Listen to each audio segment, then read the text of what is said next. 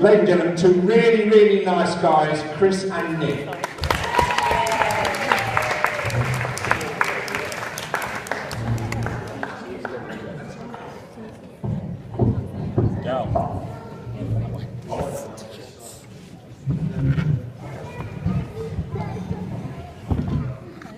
Hello. Good evening, ladies and gentlemen. How are you? Good, good. Thank you, John and John, for speaking, and thank you to Bex and John for a wonderful day so far. Quite how it's managed to get this far, though, is beyond me. Bex, you haven't woken up yet and called it quits. From bridesmaids, I'm looking at you here, mainly to maybe have a quiet word in her ear. But we are generous best men, so we will give it to the end of the speech, Bex, to change your mind. And if we still haven't convinced you to maybe up sticks and run away with me, Bex, if you want, then you clearly deserve each other anyway. We'd also like to thank the parents of the lovely couple, the Burtons for welcoming Beck into the family as the new daughter-in-law, and the Birds for taking John to a new son-in-law, although I think that they may have got the raw end of the deal. Now, for those who don't know, we are Chris and Nick, and we are the better men. Luckily, John has already thanked the bride for doing all the hard work in arranging this wedding, so that's that box ticked. We'd like to congratulate you both. It really is a great one for us both to be your best men. Thank you. Indeed, a great honour. And if you are slightly drunk, nervous, a tad apprehensive, or maybe even a little nauseous, it's probably because you are one of us two up here about to give this speech, or you just pledged your life to John Burton. Or you are John Burton and you're dreading what we're going to say. Although I promise, no matter how heated or how deep this gets, I promise I will not drop the C word. Commitment. I will not go there, John. I will not say it. It's just not. It's just not. Now, when we set about writing this speech, we weren't too sure on the right format to use or what damning information to include. So we spent a lot of our time researching the internet for inspiration and some guidance that could shine a light on it. And after a few hours, we found some very eye-opening insights. But then we remembered we had to write the speech, so we quickly got back on topic. So Bex, I'm sure everyone will agree, you look gorgeous. John is a very lucky guy to have found someone as lovely as you, and certainly landed in his feet with such a beautiful bride. I can only echo that statement really by just saying simply wow. It is clear that John is living here with a beautiful, elegant, stunning and gorgeous wife. But let's be fair, Bex, you're living here with a brand new dress and a bouquet of flowers. So, and let's not forget John completely, because you're looking pretty wonderful. We've also got to compliment the bridesmaids, who look absolutely stunning this afternoon. You've done an amazing job so far, bridesmaids. I hope I get to personally thank you individually later. In fact, this is one of the only times that Best Man will finally get to go home with one of the bridesmaids. It's because, unlike Chris, I need not fear the potential backlash this speech may bring. I need not worry about the ammo John could fire as he seeks his vengeance, because unlike Chris, I am single, ladies. And don't actually plan on marrying one of the bridesmaids next year. Yet. For those of you who think that we may be joking at this point, I am genuinely engaged to one of the bridesmaids, and rather foolishly asked John to be my best man next year. If you think I'm nervous today, which I am, I can only imagine the payback that I will have at my speech next year.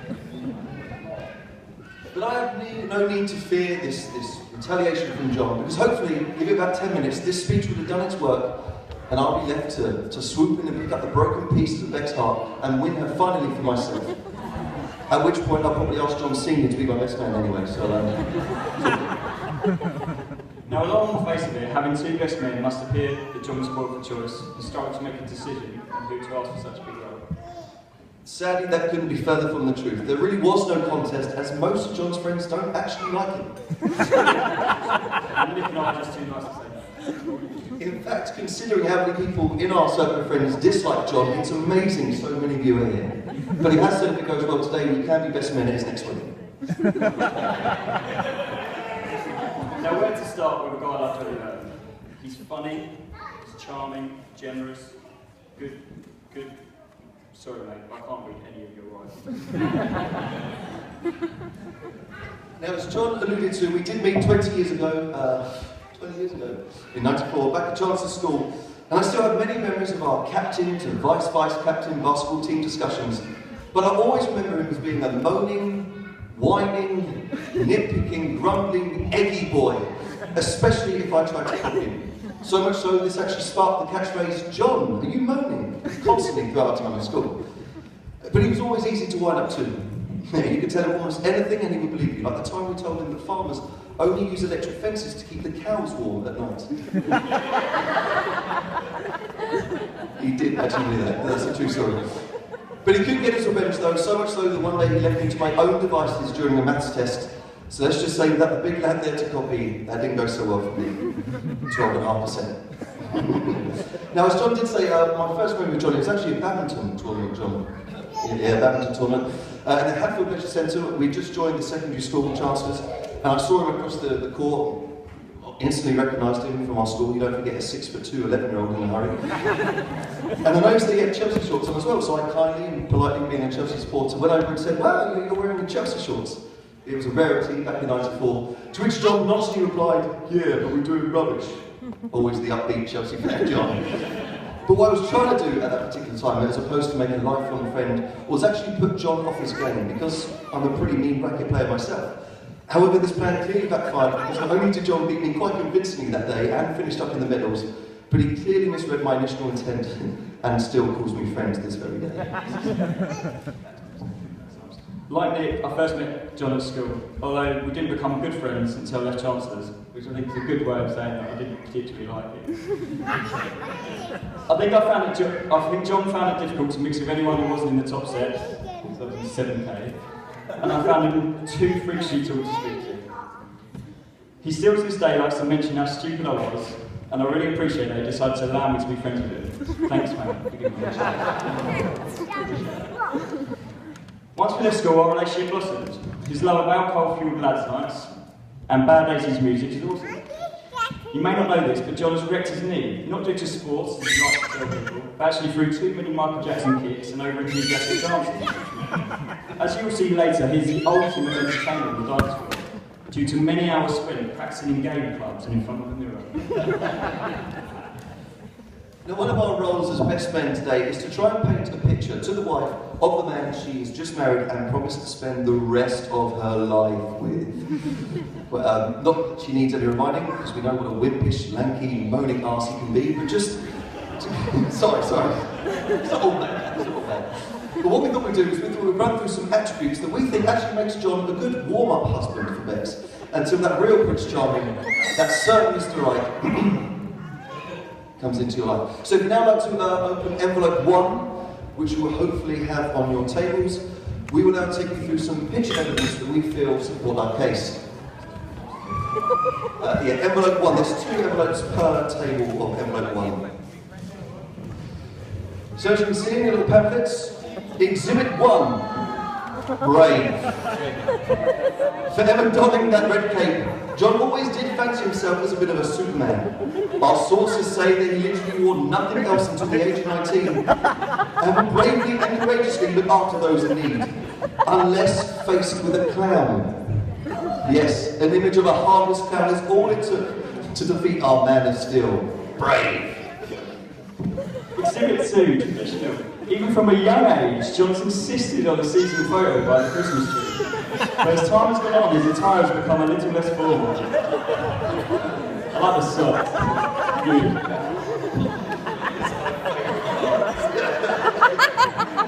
I'm not listening. No, so many times. Exhibit 3, well groomed. Have you ever seen such an effeminate pose, ladies and gents? Complete with every jewelry accessory any young stud in the 90s needed. Our raging John Burton has only got creepy eyes for you. You also see a couple of other views for your viewing pleasure. It seems that John has always had a big head, so much that his parents tried to cover it with a bowler hat at a young age, and in his later life, his infamous curtains. View.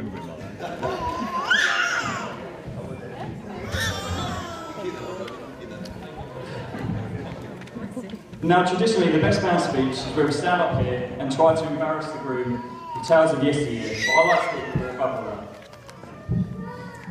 We could stand up here and tell you stories involving John, such as Golfgate in Bournemouth, Jacuzzi Gate, also in Bournemouth, Hotel Room Toilet Door Gate,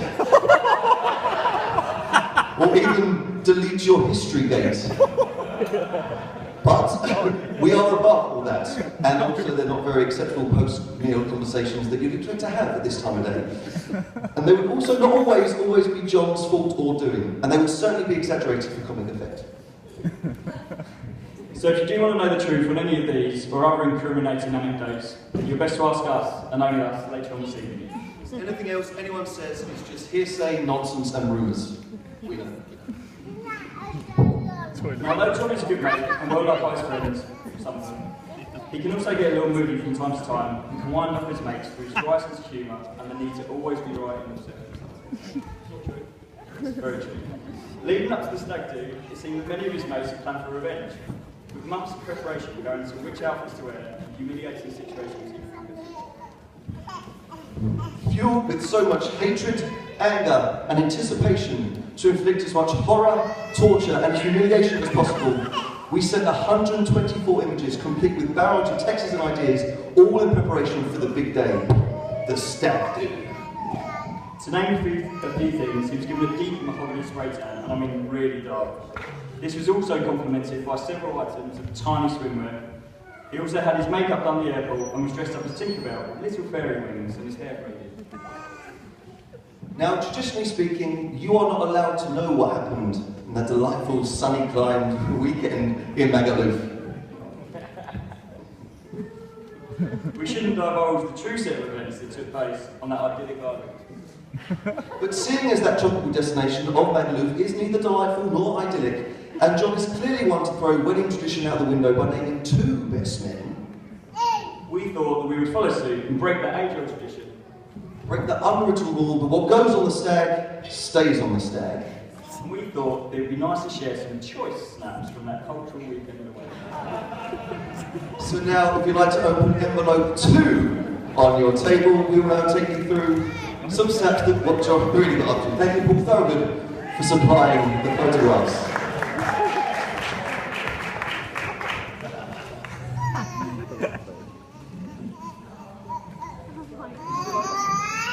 Exhibit 1. Here you can see John taking in the local religious community.